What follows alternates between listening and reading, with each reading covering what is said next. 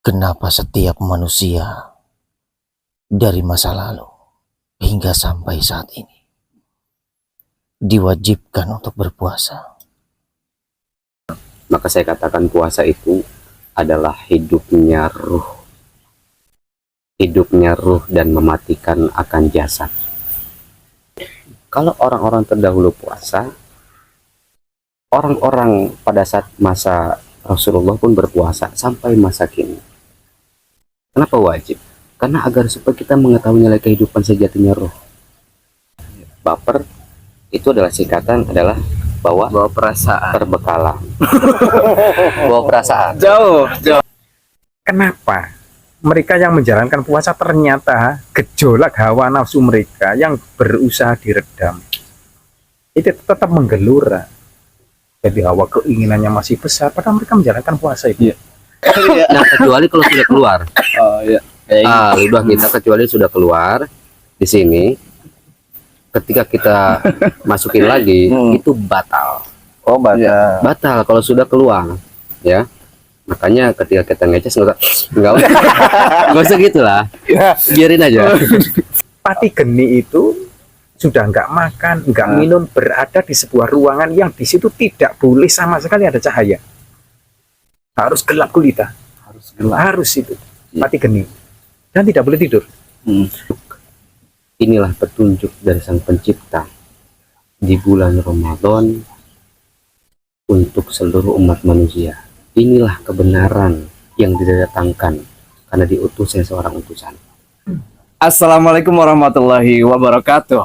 Jumpa lagi nih pemirsa dengan kami tentunya di podcast Kisah Hikmah ya, Bung Rizban dan yang lainnya. Nah, setelah sekian lamanya nih kita nggak nongol nih di peradaban nih. Udah berapa lama ya? Berapa lama kayaknya 4 abad. 4 abad ya, lumayan juga berarti.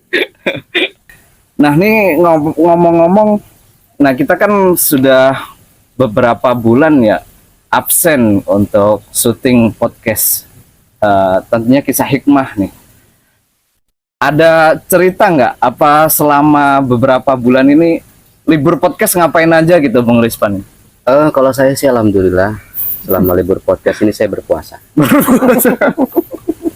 Puasa nggak podcast, Puasa nggak podcast. Nih kayaknya Bung Ahmad nih ada kesibukan yang lebih seru nih selain Bung Ahmad nih.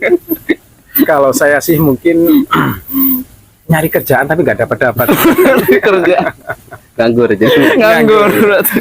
Sama aja puasa nih, menahan juga nih. Pengangguran banyak acara nih. Ini kayaknya kalau tanya Bang Arya lebih nyesel lagi nih maksudnya nih. Kalau Bung Arya gimana Bang Arya kesibukannya nih? Kalau dari selama libur podcast ini ya, udah Iya. berbulan-bulan ya, Bung Amir ya. Kalau saya sendiri sih saya seringnya di pinggiran sungai, Bang. Waduh, Ngapain itu tuh? nguras sungai apa gimana tuh? Nyari paku. Pakai manet. Ya ada kesibukan pribadi lah, intinya yang nggak bisa ditinggalkan. Iya. Nah, intinya selama beberapa waktu ke belakang ya, kita bersyukur sekali akhirnya nih pada waktu yang luar biasa ini di bulan suci Ramadan ini kita bisa mulai podcast kembali. Betul begitu ya? Bung sekalian. Sekali. Nah, ini karena pada bulan yang luar biasa ini nih, Bung Arya, Bung Ahmad, saya sedikit terpancing nih dengan tema puasa nih. Karena sering sekali kan kita dengar di beberapa sosial media tentunya ya, atau di sekeliling kita, obrolan-obrolannya itu tentang puasa. Nah, terlebih lagi dengan ayat penggalan ayat di Quran itu kalau nggak salah bunyinya gini nih, diwajibkan atas kamu berpuasa sebagaimana diwajibkan atas orang-orang sebelum kamu untuk berpuasa juga supaya kamu bertakwa. Kira-kira seperti itu ya Bung Ahmad ya? Iya, betul sekali. Kalau menurut saya nih Bung Arya, Bung Ahmad, ada sesuatu yang menurut saya perlu dibahas kalau bisa Mas sampai akar-akarnya di Bung Rizman tentang ayat ini. Nah, di situ kan berbicara diwajibkan atas kamu untuk berpuasa. Nah, atas umat Nabi Muhammad nih kita nih untuk berpuasa sebagaimana diwajibkan atas kaum gitu, umat sebelum kita nih selaku umat Nabi Muhammad untuk berpuasa juga gitu. Nah, kalau kita berbicara di sejarah Nusantara ini kan bisa jadi nih sebelum Wali Songo berarti kan ada fase-fase gitu kan, umat-umat seperti katakanlah fase kerajaan. Kalau kita berbicara tentang kenabian atau kerasulan, mungkin sebelum Nabi Muhammad ada nih beberapa utusan yang diperintahkan untuk berpuasa seperti Nabi Daud atau kaum-kaum yang sebelum Nabi nih, bahkan sebelum Nabi Adam seperti barangkali kisah-kisah Mahabharata, pewayangan kayak gitu, Ramayana dan seterusnya. Nah, itu menjadi hal utama sih yang memicu saya untuk tergelitik untuk membahas tentang hal itu. Mungkin kalau untuk Bung Ahmad gimana nih pendapatnya tentang ayat ini nih? Waduh, ini harus Wah, diikat dulu nih. Kita harus break dulu nih kayaknya nih. Kopi dulu. Betul sekali. Namanya siapa, Bang? Arga, singkatan atau nama asli itu Arga? Asli. Keren. Silakan abang-abang, kopi dulu aja, spesial enak menghangatkan banget ini. suasana. Terima kasih. Sambil diskusi sambil ngopi ya. Betul. Jadi untuk menghangatkan suasana hari ini nih Bung Rizwan, Bung Ahmad Betul. Bular ya. Jadi gimana Bung Ahmad nih?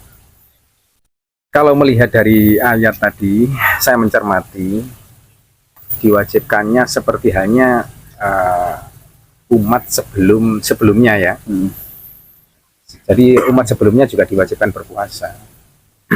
Saya di sini melihat konteksnya di sini umat-umat sebelum Nabi Muhammad itu pasti ada umat-umat yang lain dulu ya. Betul.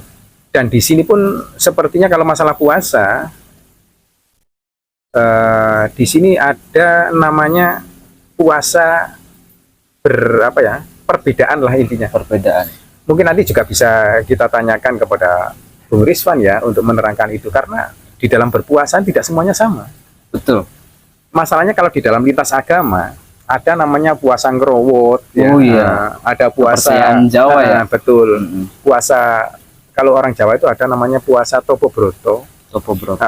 Ada lagi puasa Pati Geni, ya. Pati gini. Kemudian ada lagi puasa Mutih. Puasa mutih Puasa yang mutih, hanya minum air putih itu ya. Iya, atau mungkin makan nasi saja tanpa lauk pauk itu ya. Ada Ya. lagi namanya puasa ngepas. Kalau puasa ngepas itu betul-betul tidak makan, berbukanya itu hanya air putih saja. Air putih saja. Air putih saja. Nggak makan itu. Benar sekali. Berapa hari itu Bung Ahmad? Tergantung, ada yang sampai mencapai 40 hari seperti itu. Luar biasa. Nanti mungkin bisa diterangkan sama beliau ya. Kenapa orang-orang zaman dahulu di mungkin aliran selain Islam ya, atau agama-agama selain Islam itu tetap ada berpuasa seperti itu. Kemudian apa sih mana hakikinya itu? Oke. Nah, ini harus kita ketahui bersama. Berarti tentang lebih ke dari referensi itu sampai menuju bagaimana hakiki puasa itu yang sebenarnya gitu. Iya, benar sekali. Kira-kira seperti Ya. Nah, mungkin kalau Bung Arya ada suatu suatu poin yang bikin Bung Arya semenarik itulah kita bahas puasa. Kalau dari saya nih Bung Amir ya, saya sendiri masih ada beberapa pertanyaan sih tentang umat-umat terdahulu ya, orang-orang terdahulu sebelum kamu di ayat itu kan, di surat Al-Baqarah kalau nggak salah ya. Betul. Ya. Jadi kayak orang itu kan zaman sekarang aja kan masih begitu terkenalnya gitu ya, yang namanya puasa Nabi Daud, puasa enggak. Bahkan ada beberapa hal yang saya dengar dari puasa itu kalau nggak salah sampai nggak makan hewan yang bernyawa, benar nggak Bang? Betul. Iya Bung ya, begitu kan Iya. ya? Jadi, nah saya agak sedikit pengen bertanya gitu, maksud dari itu tuh apa gitu. Terus yang kedua adalah tentang puasanya umatnya Nabi Isa yang sampai 40 hari itu. 40 hari. Oke. Nah, jadi sepertinya kita belum masuk ke dalam aliran podcast saja kita udah terbayang nih sebegitu luar biasanya nih podcast pada malam hari ini. Tapi keluar biasanya itu saya yakin sih sebagai pembawa acara bisa tertembus nih dengan narasumber yang satu ini nih. Karena emang luar biasa, begitu luar biasanya loh Bung Rispan, ketika kita bicara tentang podcast, nggak hanya satu dua kepercayaan atau satu dua agama itu ada perintah puasa, sepertinya malah hampir semuanya ada perintah puasa ya.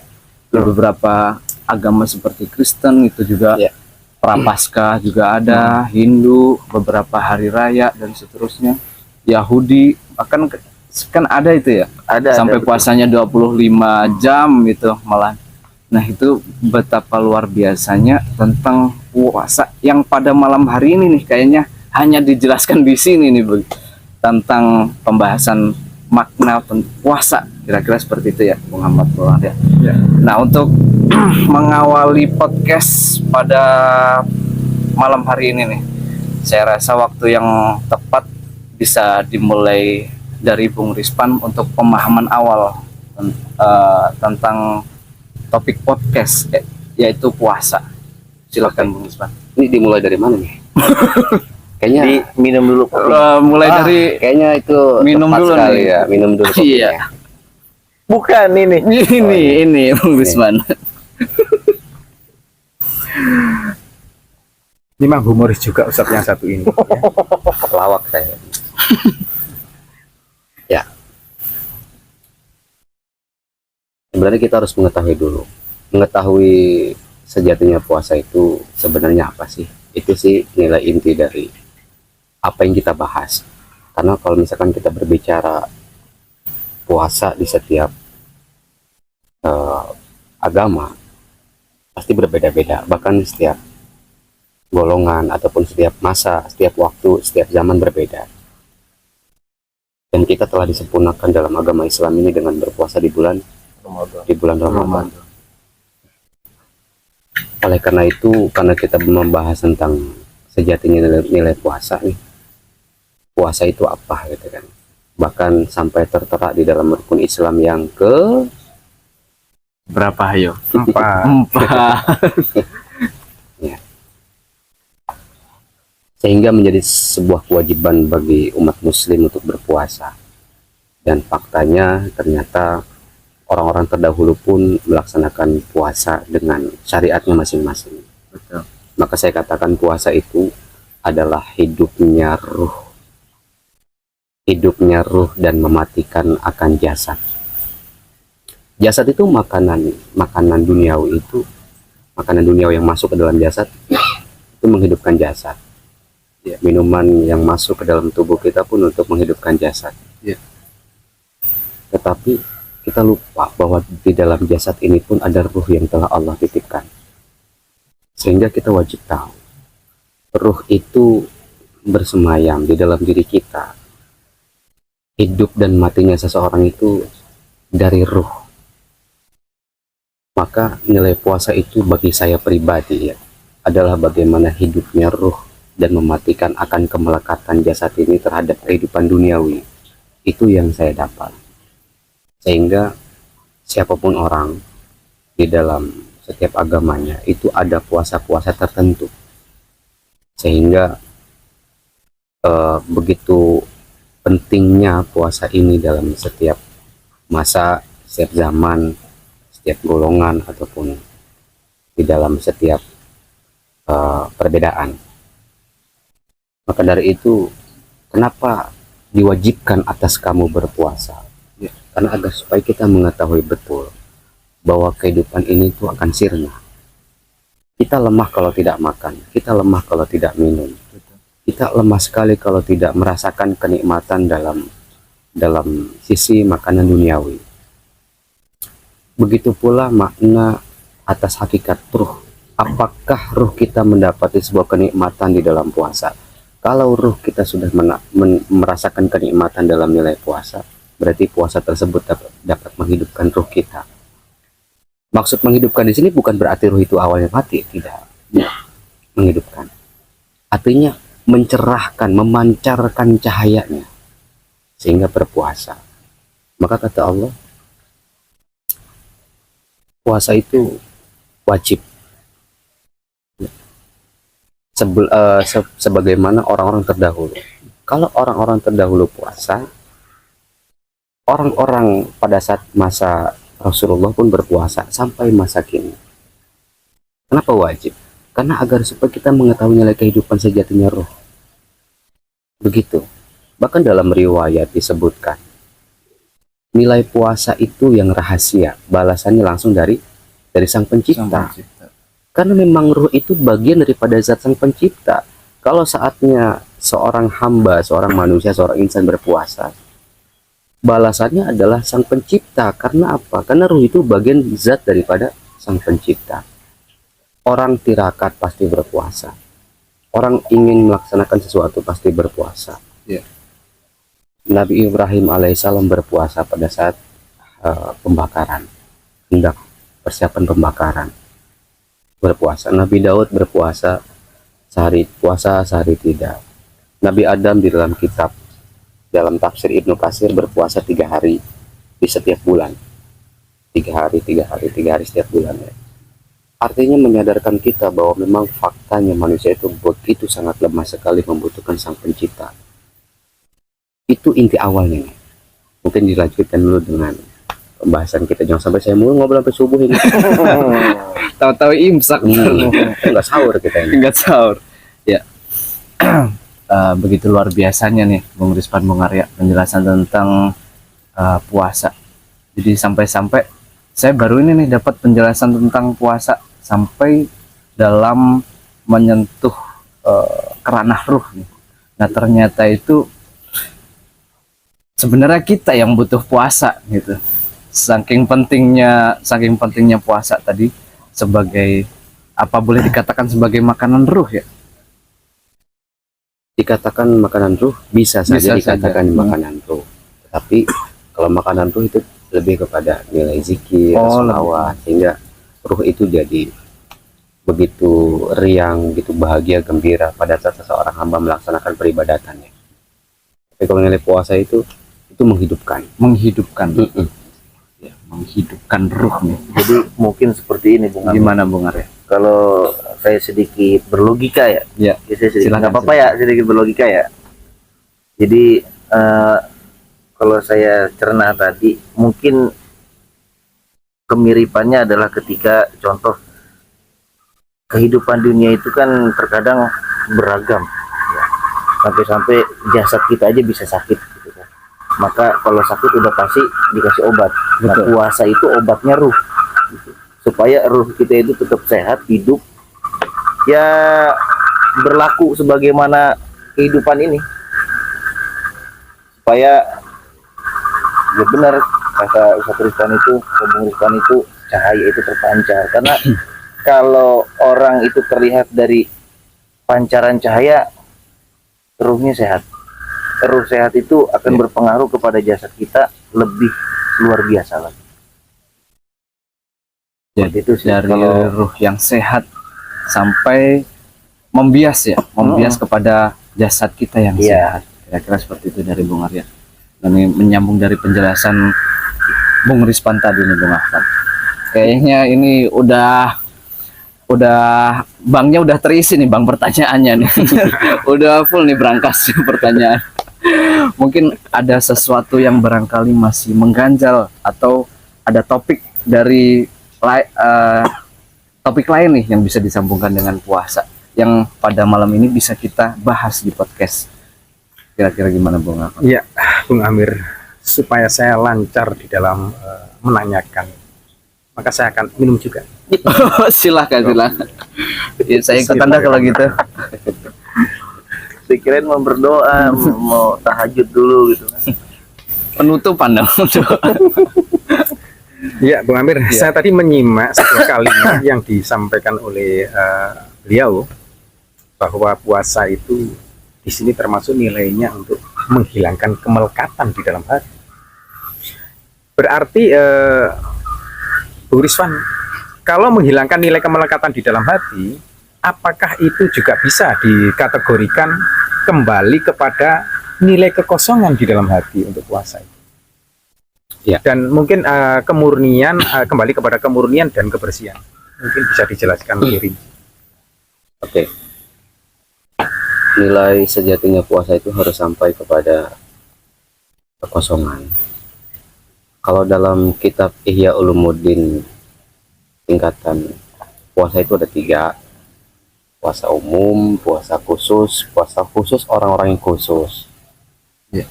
sampai mencapai kekosongan penyatuan dirinya kepada Zat Sang Pencipta.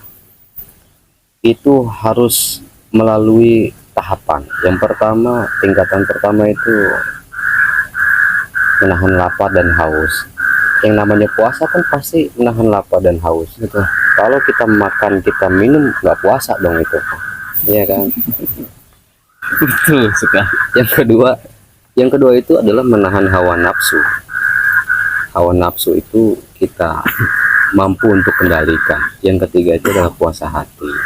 Puasa hati inilah yang harus kita betul-betul, apakah hati kita dipenuhi dengan kebaikan atau hati kita itu dikelilingi oleh segala hal keburukan dalam kehidupan ini. Menyambung dari apa yang tadi saya telah katakan, bahwa puasa itu sejatinya menghidupkan ruh, sehingga dapat mematikan kemelekatan jasad ini terhadap kehidupan dunia. Saya akan menambahkan sedikit. Jasad ini kan tidak bisa lepas dari yang namanya sebuah rasa. Ya. Ini dari soal makanan aja ya. Ya. Coba kalau kita makan makanan yang tidak ada rasa, bagaimana? Kan nggak enak. Nggak enak. Semakin banyak rasa, semakin banyak hawa. Ini serius. Semakin banyak rasa, semakin banyak hawa. Oke. Betul. Semakin banyak rasa, semakin banyak hawa. Mau bukti? Kayaknya lebih seru kalau ada buktinya nih. Rasa itu yang mendominasi dalam kehidupan dunia ini, yang akan timbul perasaan di dalam setiap manusia. Baper itu adalah singkatan adalah Bawa perasaan. perbekalan. Bawa perasaan. Jauh. Kemana? Itu zaman kapan itu bawa perbekalan? Baper itu terbawa perasaan. Iya. Iya, mohon maaf. Kalau dikategorikan laki-laki dengan wanita, yang paling banyak merasakan perasaan itu adalah wanita. Dan faktanya wanita itu paling suka dengan nilai-nilai sebuah rasa, makanan, minuman, dan lain sebagainya. Seblak. Banyak rasanya itu, aneh campur-campur. Nano.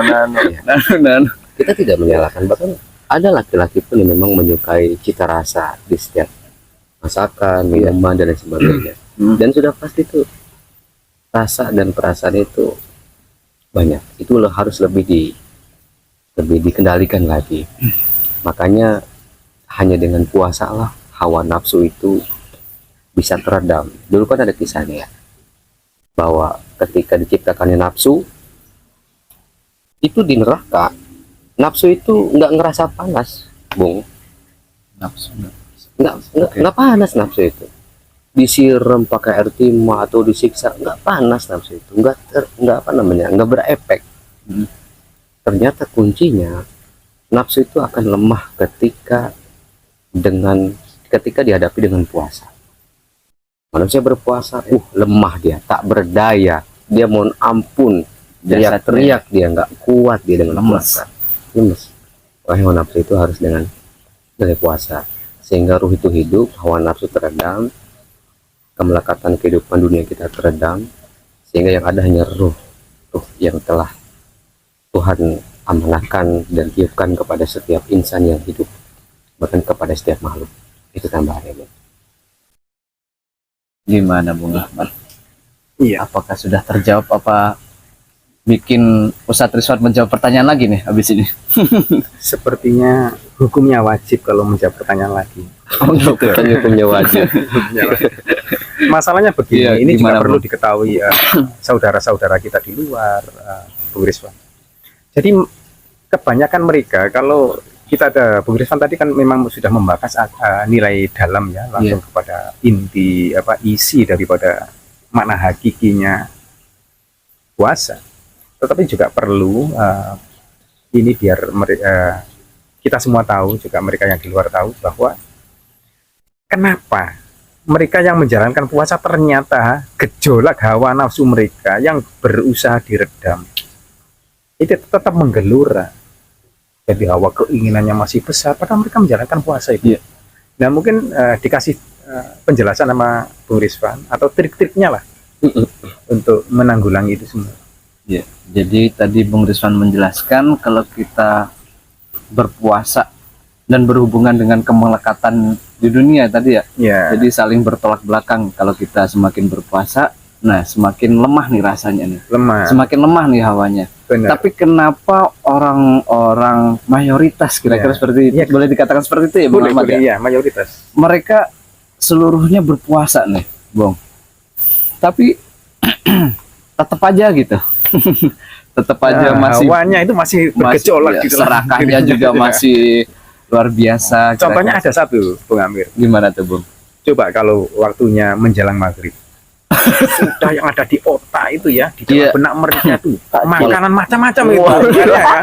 Ada cola, ada gitu macam-macam deh. lah ya. Gemes nih. Ini berlaku tidak hanya orang awam sebenarnya, para kiai-kiainya kayaknya tidak mau ketinggalan itu. Para ulamanya semacam-macam, para Iya. habaibnya semuanya lah. Ya mungkin bisa dijelaskan sama Bung Rizwan.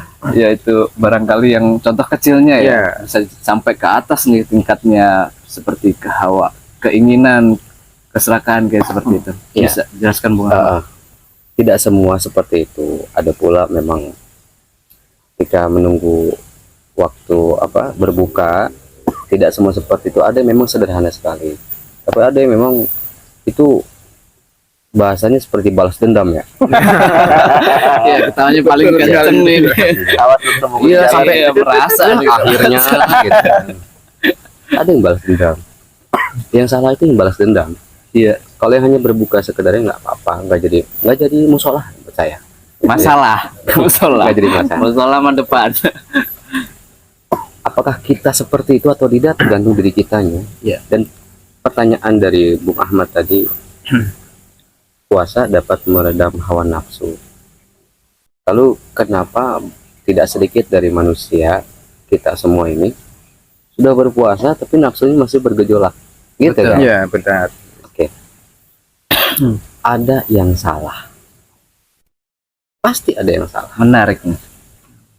Iya, Saya iya. contohkan kayak begini, kalau kita mau menghidupkan lampu ya, kalau jalurnya bener dari mulai kabelnya, stop kontaknya sampai lampunya, nggak ada trouble masalah, Betul. kita pencet Nyala. nyala. Iya. Tapi kalau masing-masing komponennya ada masalah, kita mau ditrekin sampai tahun 2030 juga nggak nyala-nyala, ada trouble. Iya. Begitu pula dalam setiap peribadahan kita, nilai puasa, bahkan nilai sholat, yang bahkan di dalam sholat itu ketika sholatnya baik maka baiklah perbuatannya ya Iya, kan. Tapi betul. kalau sholatnya tidak baik, perbuatannya jadi nggak baik. Pertanyaannya, tidak sedikit dari manusia melaksanakan sholat tapi perbuatannya juga tidak baik. Baik. Ada trouble dalam dirinya. Begitu pula dalam puasa, ketika puasa sudah dilaksanakan tapi hawa nafsunya masih bergejolak, pasti ada trouble dalam dirinya. Tahu nggak trouble yang paling utama ada di mana? Di mana? Mungkin kita lanjutkan esok hari. Ya, pemirsa kita tutup barangkali ya. Lanjut part dua. Trouble manusia dalam setiap hawa itu bekerja sama sama pikiran. Nih, Ya. pikiran itu kuat sekali, sehingga pikiran itu dapat yang tadinya hawa udah lemes ya, ayo bangun gitu. Pikiran itu kan dekat sekali dengan pandangan. Setiap mata memandang itu langsung ke pikiran. Kita puasa, Ya. mandang sirup marjan, gimana? Atau es campur gitu ya. Iya. Atau barangkali yang jualan kali ya. Iya kan dari ngelihat dari pandangan kita Iya. langsung tertuju kepada akal, dari akal mendobrak ke nafsu. Padahal tuh Betul. puasa itu kan hati ya. Hati doa berusaha berpuasa, jasad ini pun mengikuti nilai syariat puasa. Tapi ketika pandangan kita, pikiran kita tidak ikut berpuasa, hawa nafsu itu akan terus bergejolak. Berarti gini Bung ya, kita berpuasa itu mulai dari awal itu tidak hanya sekedar menahan lapar dan dahaga saja, Iya betul. tetapi seluruh anggota tubuh kita pada dasarnya juga harus mengikuti Harus. berpuasa ya. Karena kan jasad itu harus mengikuti nilai syariat puasa. Masa hanya mulut sama perut gara-gara nggak masuk makanan, ya kan? Iya. Berpuasa mata, hidung, telinga juga harus berpuasa. Akal pikir juga harus berpuasa. Berarti kalau begitu kita tidur aja seharian biar gak pikiran apa-apa. Itu juga trouble sebenarnya. Trouble juga Trouble ya. Ternyata satu ya Bung Rizwan ya, menjalankan amal peribadahan apapun bentuknya itu harus didasari ilmu ya. Betul. Karena tanpa ilmu, sekarang kalau kita mengerjakan puasa tanpa mengetahui atau memahami hal seperti ini, akhirnya kan kebanyakan puasanya sia-sia ya. Berarti Dalam hadis kan seperti itu. Tapi Berapa banyak manusia yang Iya. berpuasa tetapi hanya sebatas menahan lapar dan haus aja. Ya semoga kita tidak termasuk orang seperti itu. Kita pun tidak mengetahui karena rahasia nilai puasa diterimanya seorang ataupun balasan itu langsung dari Sang Pencipta. Gitu. Itu rata-rata kalau orang yang puasanya cuma nahan lapar dan haus nih Bung Amir, Iya. itu ngelihat kecoa aja dibilang korma. Kecoa di bulan korma ya. sama-sama Mirip. coklat. Halusinasinya muncul. Karena cuma pikirannya lapar sama haus. Betul. Aduh, ini kayaknya dari pengalaman ini. Ya emang rada-rada mirip sih bentuknya. Ada Ebo digulung dibilang risol. masalahnya waktu melihat itu kan Iya. lampunya agak redup. Oh Iya. gitu. Jadi nggak jelas. Wah, kurma jalan nih. Kalau Iya. saya nih Bung ya, Gimana Bung Arya? ada sedikit dari apa yang Abi sampaikan tadi, pertanyakan, saya sedikit teringat gini. Memang di dalam di dalam hadis apa di dalam Quran ya, yang ketika bulan puasa itu setan kan dikunci ya. Setan itu dikunci, Betul. kan enggak? Iya. Nah, sedangkan setan itu kan bagian daripada hawa nafsu itu sendiri. Benar nggak? Iya. Jadi yang saya tanyakan tuh gini, tidak sedikit pula orang yang hawa nafsunya itu bergejolak, saya sangat setuju. Kenapa? Karena banyak dari orang-orang itu ketika melihat orang yang nggak puasa, dihakimi. Jadi bukan Iya. cuman masalah takjil nih, tapi masalah hawa yang luar biasa gitu. Jadi beberapa kali saya melihat video di sosial media itu ada orang yang tidak berpuasa sampai gelasnya dipecah-pecahin, orangnya benar-benar dipukul. Bahkan dilakukan sama ibu-ibu lagi ada. Tapi dibanting orangnya lagi ngerokok di puasa. Sampai seperti itu gitu. Artinya kalau dibilang ada yang salah, ya mungkin sih betul-betul setuju gitu. Karena menurut saya nggak wajar kalau memang puasa itu dijadikan oleh seseorang itu hanya menahan lapar dan haus, maka dia tidak akan bisa mengontrol dirinya untuk berlaku menahan hawa nafsu.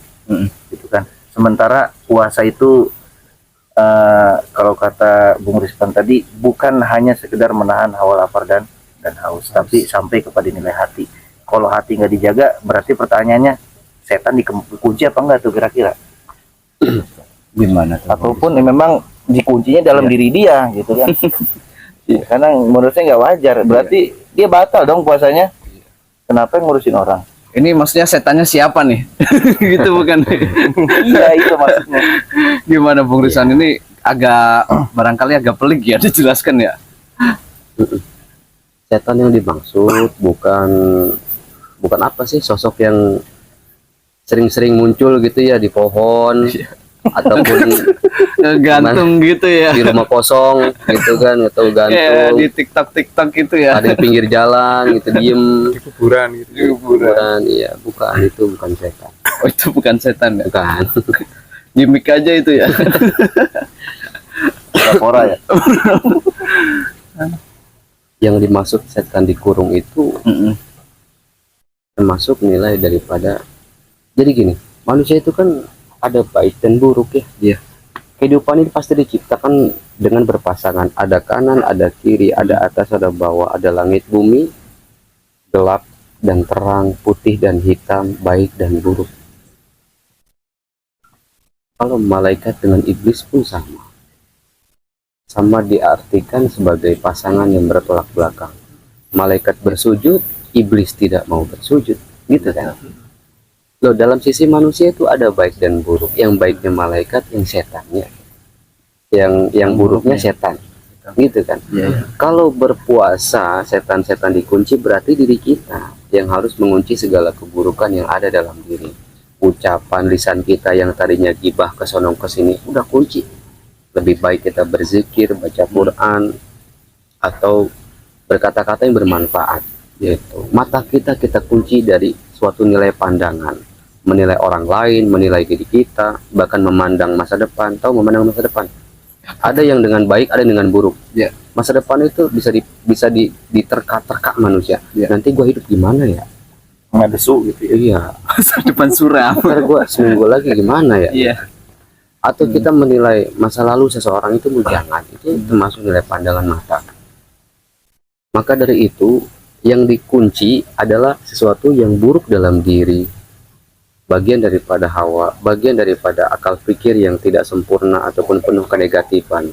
Makanya saya katakan orang yang sempurna puasanya yang hidup hanya ruh, sehingga apa?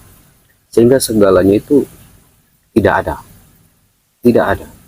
buruk tidak ada, yang adanya kebaikan, kebenaran. Disitulah dirinya dapat menyatu dengan Sang Pencipta, karena Sang Pencipta maha segalanya, maha kuasa, maha benar, maha suci, gitu kan. Kalau manusia menyatu dengan Sang Pencipta, berarti harus menghilangkan sisi nilai kehidupan, seperti itu. Setaniahnya.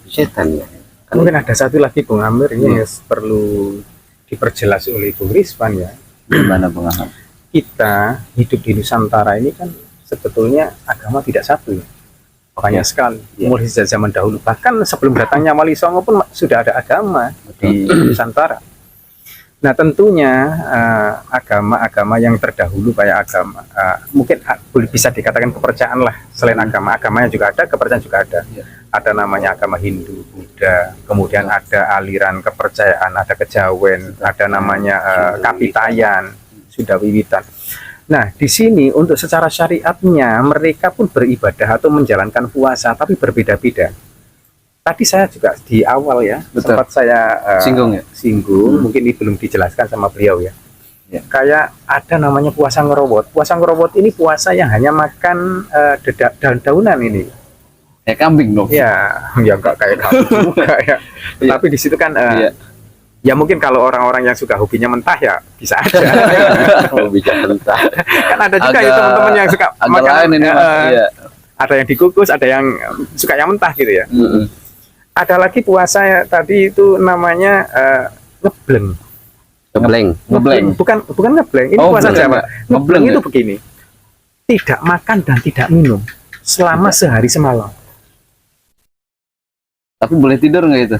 Itu biasanya tidak boleh tidur. Oh, tidak boleh tidur juga. Atau pati geni. Pati geni itu sudah nggak makan, nggak minum, berada di sebuah ruangan yang di situ tidak boleh sama sekali ada cahaya. Harus gelap gulita. Harus itu mati geni dan tidak boleh tidur.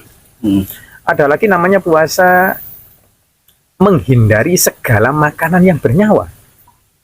Saya sebutkan semua ini ya biar kita nanti jelas di referensinya biar diterangkan semua. Disebutin semua, saya coba gimana?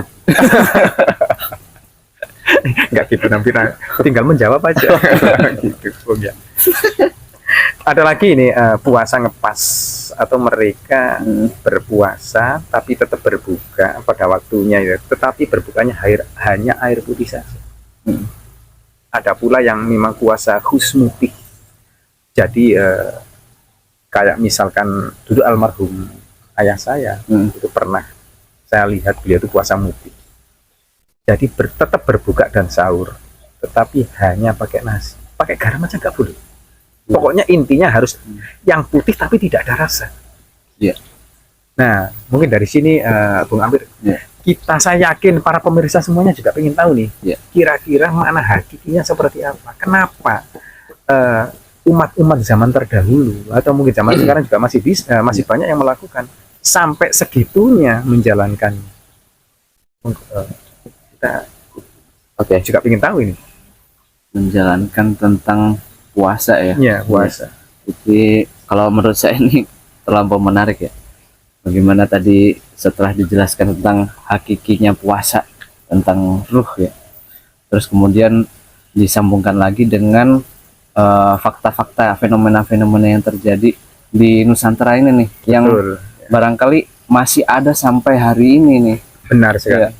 Kalau di sosial media masih nemu juga tuh. Kalau saya pribadi ya seperti kayak kalau sekarang mah kalau tentang nama-nama puasa kurang, barangkali kayak semedi, kayak bertapa di goa selama berapa hari, kira-kira seperti itu. Iya. Nah ini saya rasa menjadi satu hal yang menarik yang perlu untuk dijelaskan nih Bung. Oke.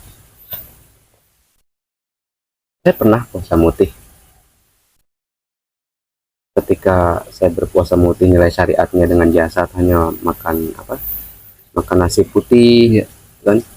Kain putih, nggak dimakan tuh. Makanya tidak ada rasa ya. Kain.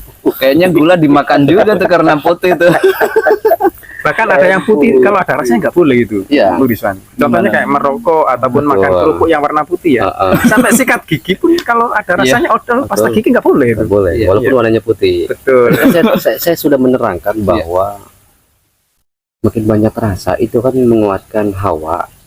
Puasa mutih mengajarkan kita dalam makna hidup ini tuh harus bisa netral, jangan mengikuti enaknya saja.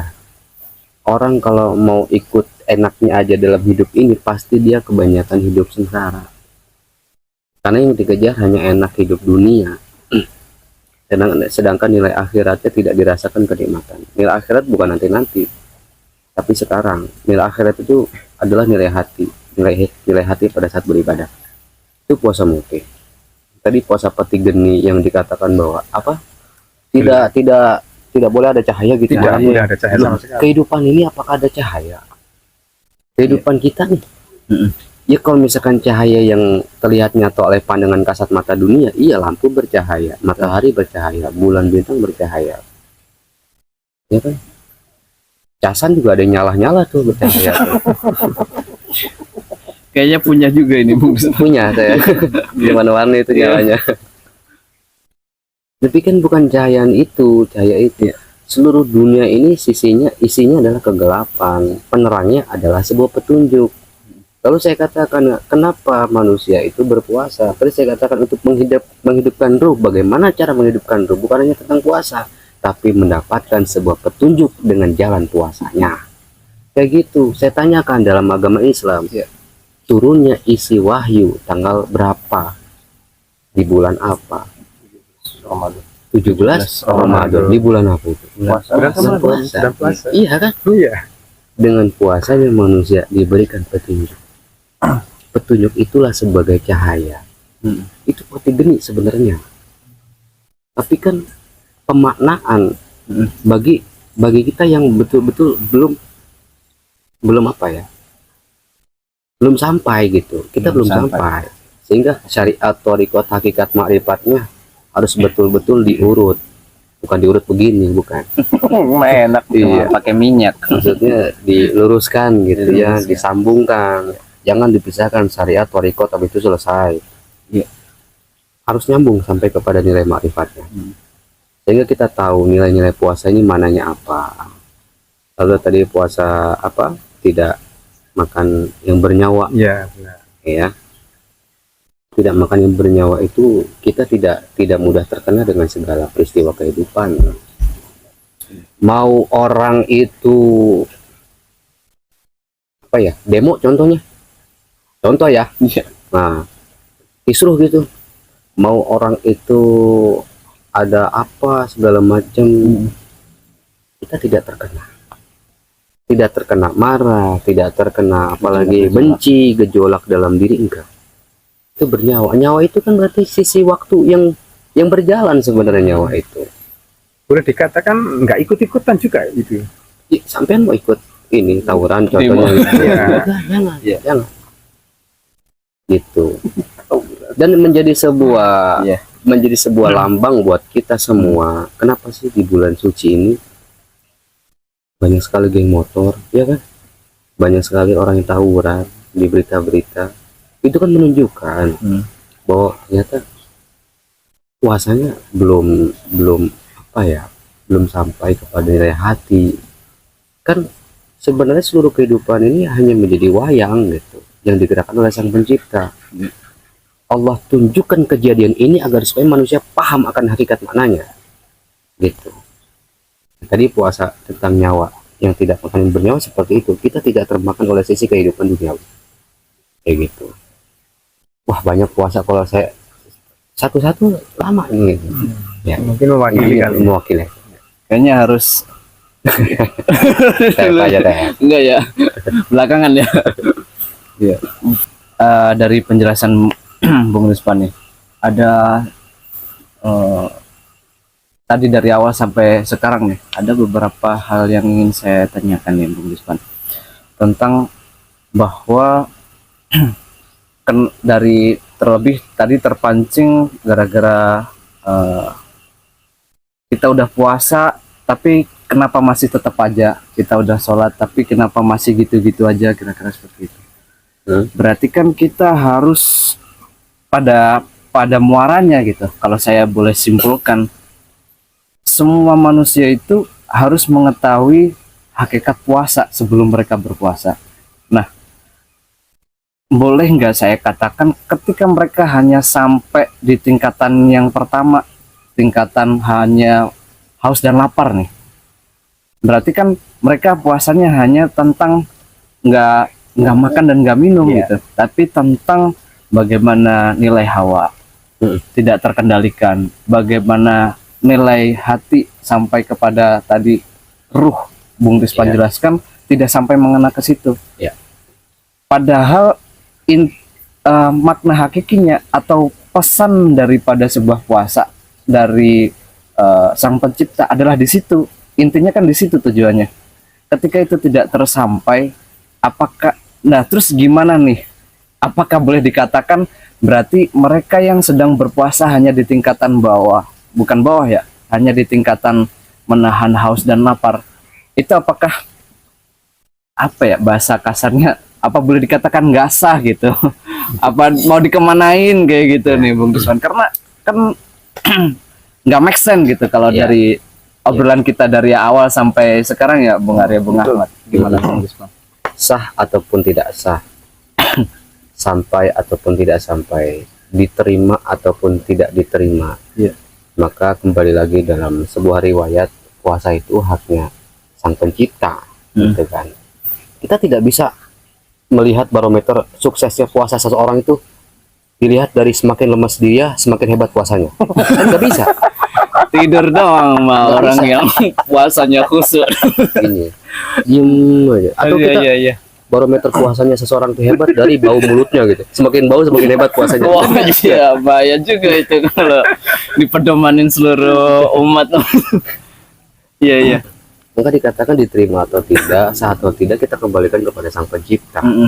Jikalau memang puasanya nahan lapar dan haus, bisa saja hak Allah untuk menerima puasanya. Tetapi kan ada batasan-batasan tersendiri ketika memang seperti ini. Bahasanya ada pos 1, pos 2, pos 3, pos 4. Iya. Kalau pos 1 kita sampai nih hanya mendapatkan ini. Pos 2 kita sampai hanya mendapatkan itu. Pos 3 hanya mendapatkan ono. Pos 4 akulah yang menjadi balasan. Bisa seperti itu. Masalah diterima atau tidak hak Allah. Tapi faidah, fadilah, kemanfaatan, sesuatu yang dapat diraih olehnya itu nyata dalam setiap tingkatan puasa manusia itu sendiri. Gitu Bang Amir. Kalau kita berbicara sah atau tidak bukan ranah kita, kira-kira seperti itu. Betul.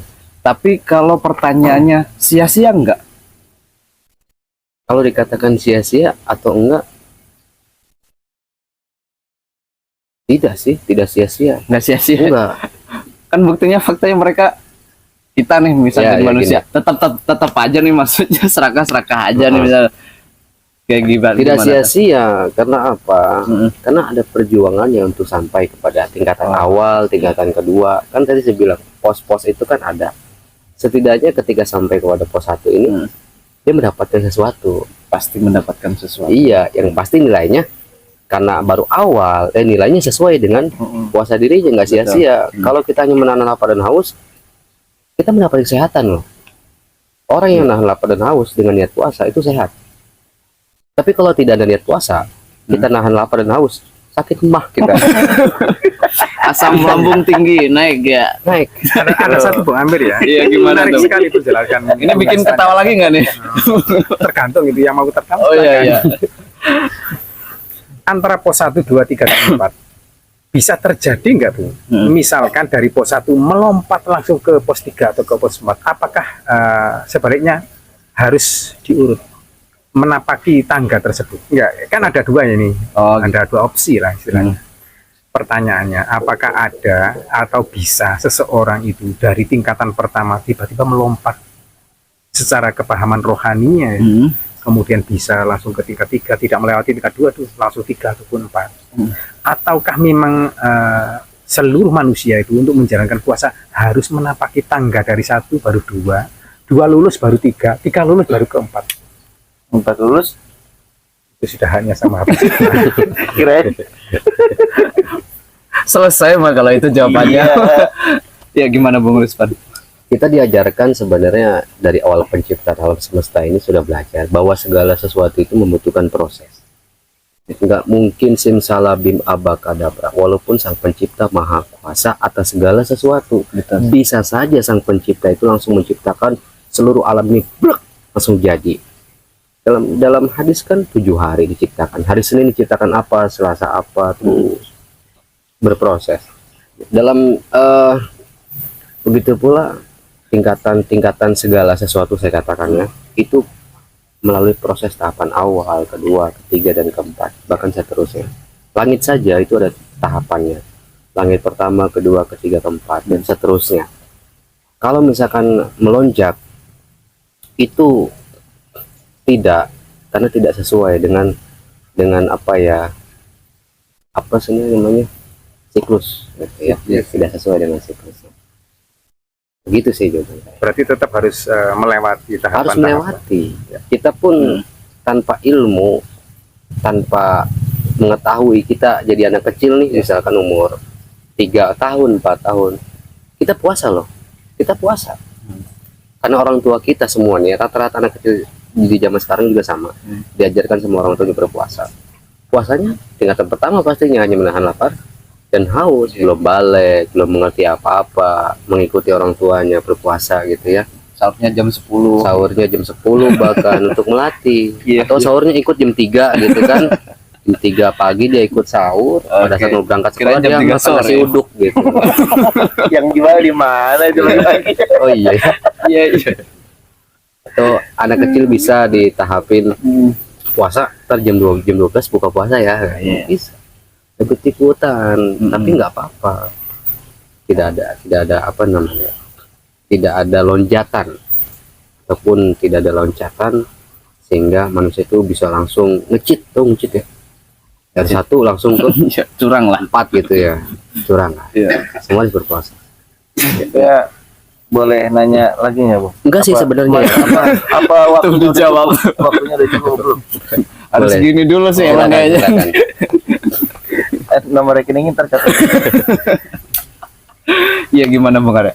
Ada, dia jadi teringat hal-hal sederhana seperti itu Bung Amir. Jadi banyak sekali dari masa lalu itu saya begitu banyak mendengar, bahkan saya begitu banyak melihat. Ada beberapa hal di dalam puasa ini yang memang menjadi, menurut saya agak sulit. Jadi Sulit. menyulitkan kita gitu. Ya gimana tuh? Gini, Menarik nih. menelan ludah yang pertama. Nelan ludah. Iya, Iya. kentut di air. Bener nggak? Bener nggak Bu? Ya kan? Terus Iya. nyium bau makanan. Gitu. Itu sampai segitunya orang menjaga puasanya, kentut di airnya kagak mau, kagak boleh. Lagian mau ngapain, berendam gitu. Masa mau buang ini aja harus berendam ke air? Jadi menelan ludah aja sampai dibuang, ya Allah. Ya, sampai tuh gitu ya. Sulitnya Kalau kemasukan nilai apa puasa. gitu. Menurut saya kan agama ini harusnya memudahkan kita, benar nggak ya? Betul. Itu bukan malah mempersulit gitu. Nah menurut Bung gimana nih Bung? Oke, saya jawab dalam kaidah fikih. Yang membatalkan puasa kan masuknya sesuatu ya, Betul. masuknya sesuatu ke dalam tubuh. Contoh katakanlah buang angin. Kita ngerendam pada saat kita buang angin, perlu diketahui ketika buang angin, ini lubang anus itu terbuka. Takutnya air masuk. Itu Ya, ilah. buang angin kebuka, blok, takutnya nggak nutup lagi. Bahaya kalau nggak nutup lagi. Nah, kayak gitu. Kirain karena ikut minum nih buka puasa nih yang bawa Jadi masuk airnya gitu, Bung. nggak Itu nutup dalam lagi. kaidah gitu. Ini Kalau saya yakin pemirsa juga tertawa ya. Ini mah kalau podcast di stadion udah rame bener ini. sebenarnya nggak jadi masalah Bisa gitu ya. ricuh. Kentut dalam buang angin dalam air gitu nggak masalah. Kalau misalkan pas buang angin itu langsung rapet.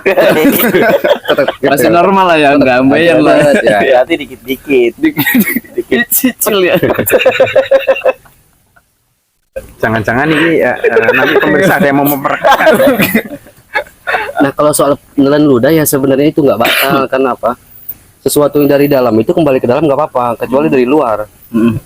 Ludah kan dalam, ludah kekumpul gitu. Iya. Misalkan takut, udah segini, takut batal kan? Tapi ada loh, Bung Risman. Nggak apa-apa itu. Sampai netes dijilat lagi. Nah kecuali kalau sudah keluar, Oh iya. ludah kita kecuali sudah keluar di sini, ketika kita masukin lagi itu batal. Oh, baca. Batal kalau sudah keluar, ya. Makanya ketika kita ngeces nggak usah, nggak usah gitulah, biarin aja. Kalau ingus, Kalau ingus di termasuk. dalam, kalau ingus di dalam masih bisa lah ya ditelan ya. Bisa kamu jorok kan. ini kan ke orang pilek nih, ngeresut. Tarik lagi. Begini, Batal tuh ya. Bung. Bung tadi mengatakan yang membatalkan kan sesuatu yang masuk ke dalam tubuh. Ini harus dijelaskan pula karena ini juga kaidah fikih didengarkan banyak dari pemirsa. Ini harus masuk yang melalui mulut atau hidung, pokoknya lubang di dalam tubuh. Kalau selain itu, misalkan ada juga memasukkan, contoh kayak orang infus, Suntik, Telinga, suntik, kayak nah, gitu itu kemasukan. termasuk membatalkan. korek kuping. Ya, telinga pas renang gitu ya katakan. Masuk air gitu ya, ngupil. Terus masukin tangan kalau bang. Iya iya. Terus diginiin nggak jilat nggak tuh rasanya. Ya. Aduh, agak lain ini mah. Kalau dalam kaidah Seru-seru. fikih ya dasarnya itu membatalkan.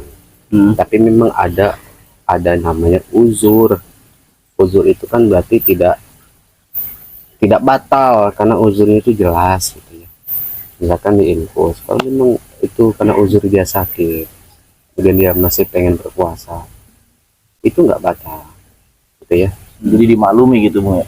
Dimaklumi, karena uzur itu memang keadaan-keadaan tertentu yang memang nggak bisa kita hindari gitu kan. Dulu kita gatal di dalam gini misalkan, kita mau garuk ya kan, takut batal. Nggak mungkin kita tahan. Susah kita nahan gimana? Ya nggak apa-apa. Ya Allah. Yang dikatakan yang dikatakan Bu Arya tadi begini, Islam itu kan sebenarnya memudahkan setiap umatnya agar supaya beribadahnya itu dengan khusyuk dan tenang. Ya. Jangan sampai kita disulitkan dengan segala hal yang kita tidak ketahui maknanya dan kita itu mentok karena ini nggak boleh langsung nggak boleh gitu. Ya. Islam itu begitu amat sangat fleksibel kalau bagi saya. Fleksibel. Iya, dalam keadaan tertentu segala hukum itu bisa berubah. Betul. Bener kan? Yang haram aja bisa jadi halal. Contohnya apa? Daging babi. Ya, daging babi. Iya Kalau betul. lagi dalam keadaan perang ataupun di hutan, Ya, nggak ada makanan, seperti itu. boleh makan. Fleksibel. Itu bukti rahmat kasih sayang sang pencipta kepada kita. Lo yang haram aja bisa jadi halal. Lalu bagaimana dengan setiap peribadahan yang menyulitkan? Kita harus memudahkan. Gitu ya. Kecuali memang ketika kaidah fikih itu nggak bisa di apa namanya? Aku gugat. diganggu gugat atau nggak bisa dibijaksanai. Itu harus diikuti. Seperti itu. Kayaknya malam hari ini topiknya teramat menarik nih, Bung Arya, Bung Ahmad, dan Bung Rispan. Dan tadi kita sudah berbicara tentang hal-hal yang barangkali baru kali ini nih kita dapat nih Bung Arya, Bung Ahmad, di podcast ini nih kita dapat tentang makna hakiki puasa, tentang sampai kepada masalah syariat ya, masalah fikih yang barusan kita bahas tentang puasa. Nah, ini sudah cukup banyak, pesan-pesan juga sudah banyak tersampaikan. Nah, barangkali ada satu pertanyaan nih Bung Rispan untuk mengakhiri nih, satu pertanyaan The Last Game nih. Jadi setelah di apa ya, kita bicara tentang hal gaib lah, tentang makna, tentang syariat. Nah, ini saya pengen tanya nih tentang masalah niat nih. Kalau nggak salah, saya dapatnya ilmu itu, niat itu begitu sangat luar biasanya nih, sampai-sampai kalau di kitab, kalau nggak salah Arba'in Nawawi ya, niat itu dalam pembahasan yang pertama. Betul. Dan begitu niat itu ternyata pembahasannya panjang dan lebar. Nah, saya kaitkan dengan puasa pertanyaannya. Tadi Bung Risman menyampaikan banyak manusia nih yang pemahamannya nggak sampai kepada hal itu, tentang makna hakiki puasa. Tadi juga sempat dibahas tentang puasa ngebleng lah, puasa mutih, tapa geni ya, pati geni ya.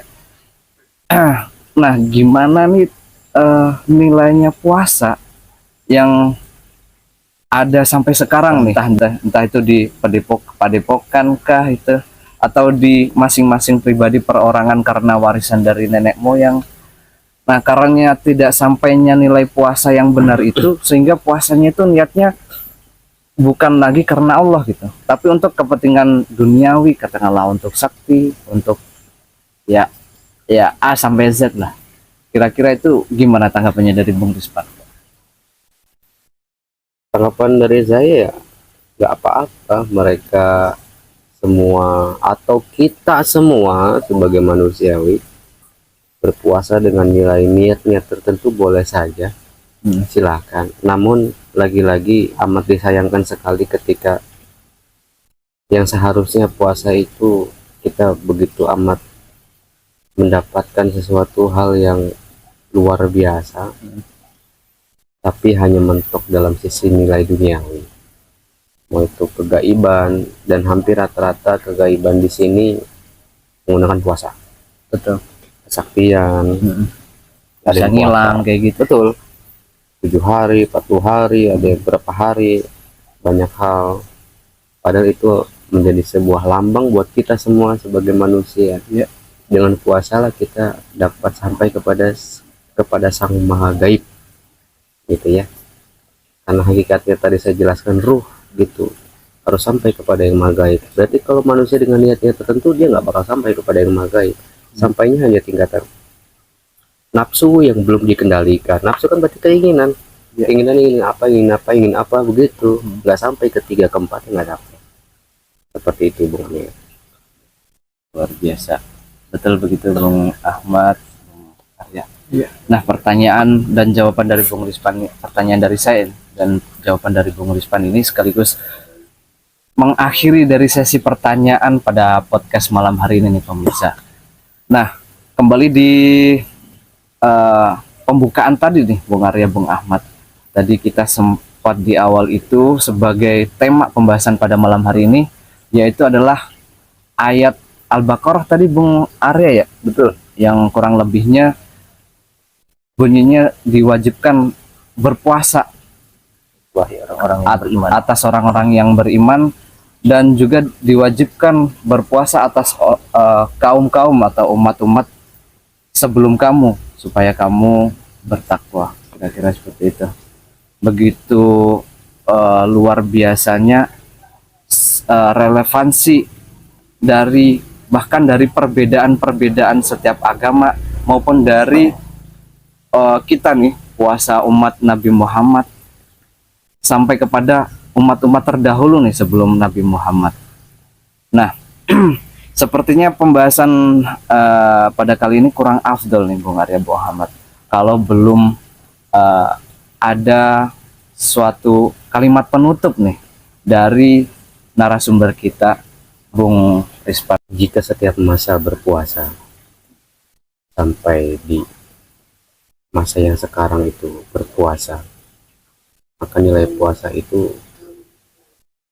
adalah suatu haknya Tuhan untuk memberikan petunjuk kepada setiap hambanya agar kamu bertakwa. Tidak mungkin manusia bisa bertakwa jika dirinya tidak mendapatkan petunjuk dari Sang Pencipta, sehingga dirinya tidak mengetahui apa yang harus dilakukan. Dengan berpuasa itulah setiap umat, setiap agama, bahkan orang-orang terdahulu sebelum Nabi Muhammad SAW, Nabi Isa, Nabi Musa, Nabi Daud, Nabi Adam, bahkan berpuasa beserta golongannya dengan syariat-syariat yang telah ditentukan pada setiap masanya. Maka pada saat Rasulullah, Allah menunjukkan bahwa inilah petunjuk dari Sang Pencipta di bulan Ramadan untuk seluruh umat manusia. Inilah kebenaran yang didatangkan karena diutusnya seorang utusan. Luar biasa sekali, teramat sejuk dan begitu pamungkas ya, kalau saya boleh katakan kalimat penutup dari Bung Rispan. Alhamdulillahirrahmanirrahim, telah sampai nih kita di penghujung acara, dan saya mewakili segenap kru, baik yang di layar kaca maupun yang di belakang layar kaca, memohon dibukakan pintu maaf yang selebar-lebarnya apabila dari awal hingga akhir ada beberapa yang barangkali nih kurang berkenan di hati para pemirsa. Kami mohon sekali lagi dibukakan pintu maaf yang sebesar-besarnya. Tetap nantikan video-video dari podcast Peradaban Baru di kisah, kalau sekarang kisah hikmah, dan khusus untuk bulan puasa ini spesial Ramadan ya, podcast di channel Peradaban Baru ini kisah hikmah semua nih ya, kalau betul ya Bung Rispan ya. Karena itu pasti banyak keilmuan-keilmuan yang bakal kita bahas, pasti banyak kisah-kisah yang dibaliknya itu mengandung nilai kehikmahan yang bisa untuk kita jadikan pedoman dalam kita berkehidupan sehari-hari. Nah, akhir kata, wassalamualaikum warahmatullahi wabarakatuh.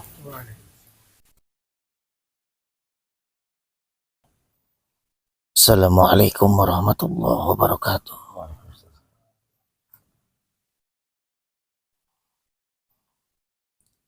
Dengan nama Allah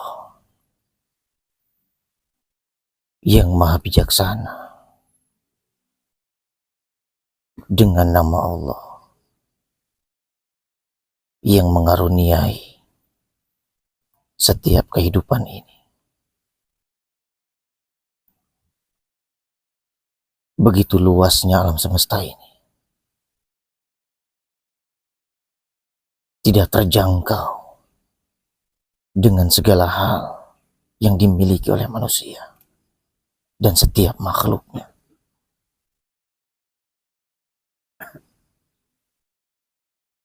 Tahukah engkau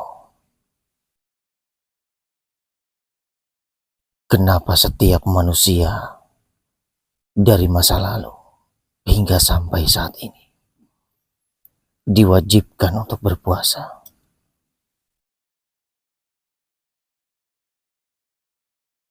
Karena alam semesta ini butuh keseimbangan.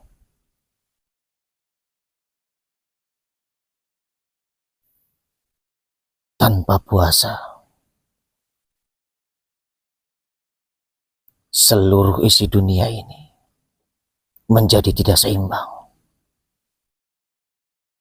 Seluruh isi alam semesta ini menjadi tidak seimbang. Setiap kejadian yang melanda pada setiap kehidupan ini adalah karena ulah setiap makhluk, terkhususnya adalah manusia di atas muka bumi ini. Maka dengan puasalah seluruhnya menjadi suci dan bersih. Udara ini menjadi murni. Bukankah, hai setiap manusia, dari zaman Nabi Adam sampai saat ini, bumi lebih banyak menerima kekotoran dari manusia.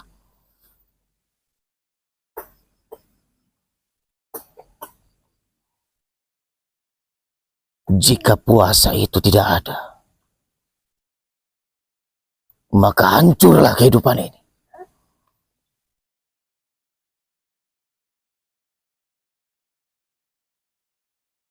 Agar setiap manusia itu sadar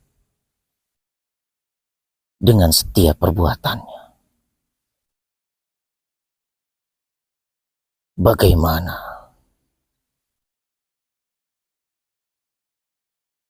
kehidupan yang dapat menghancurkan dari diri manusia adalah jasadnya sendiri.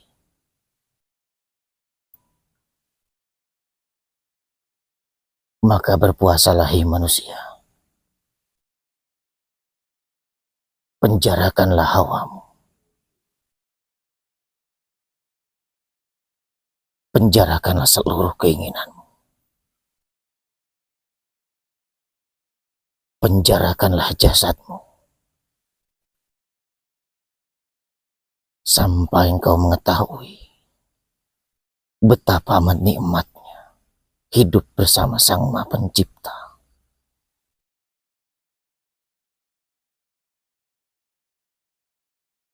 Karena dari zaman dahulu sampai saat ini, puasa tidaklah berbeda. Dengan perintah yang sama dan lagu yang sama.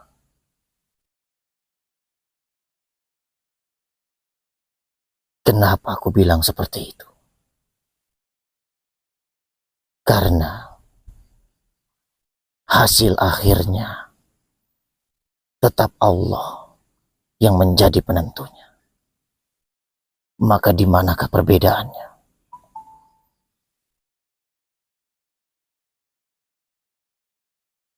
Bukankah khusus ada di tangan Sang Maha Pencipta nilai puasa itu?